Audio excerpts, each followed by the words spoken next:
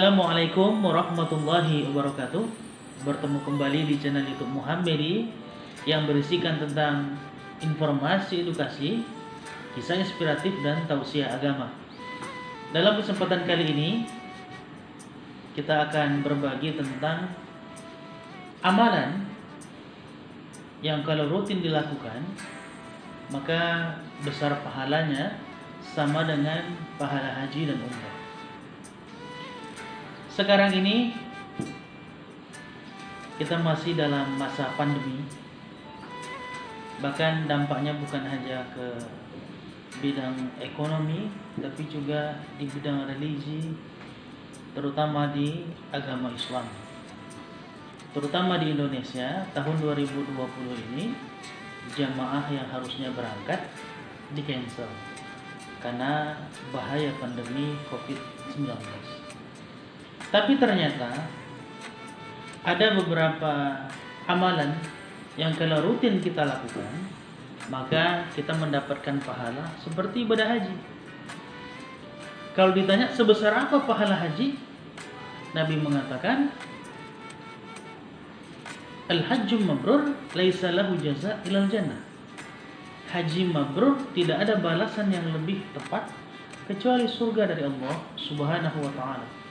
Artinya kalau amalan-amalan ini kita lakukan, insya Allah kita akan dapat masuk ke surga Allah Subhanahu wa taala. Apa saja amalan itu?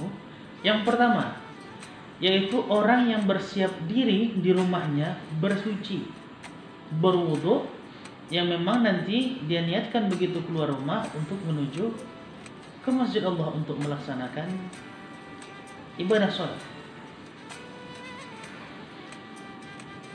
Ternyata jauh sebelum kita dihimbau untuk menggunakan hand sanitizer, mencuci tangan dengan sabun dan lain sebagainya, Islam sudah mensyariatkan bahwasanya kalau kau bersuci sebelum keluar dari rumah untuk melaksanakan ibadah sholat di masjid, maka akan mendapatkan pahalanya besar seperti ibadah haji.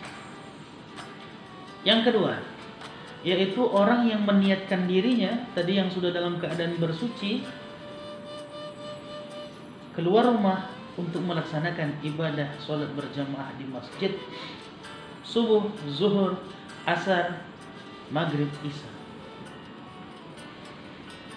Bukankah di beberapa video kemarin sudah kita sampaikan bahwasanya dengan memperbanyak ibadah semakin dekat kepada Allah Subhanahu wa taala, imun kita akan kuat dan sebesar apapun virus insya Allah kita akan terhindar.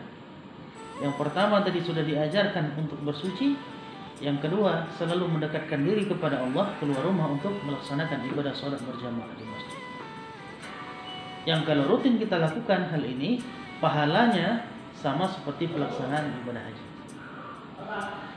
Yang ketiga, yaitu orang yang rutin melaksanakan ibadah sholat subuh berjamaah di masjid, kemudian usai sholat dia tidak langsung pulang,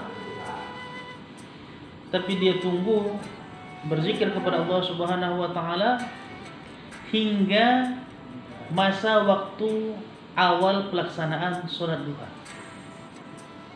Kemudian dia lakukan sholat sunat suruh, yaitu sholat sunat awal duha, baru dia kembali pulang ke rumahnya dan melakukan aktivitas yang lainnya.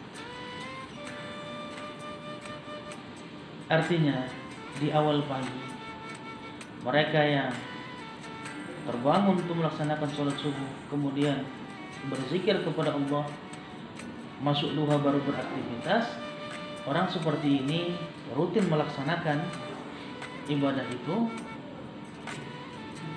pahalanya sama seperti ibadah orang melaksanakan ibadah.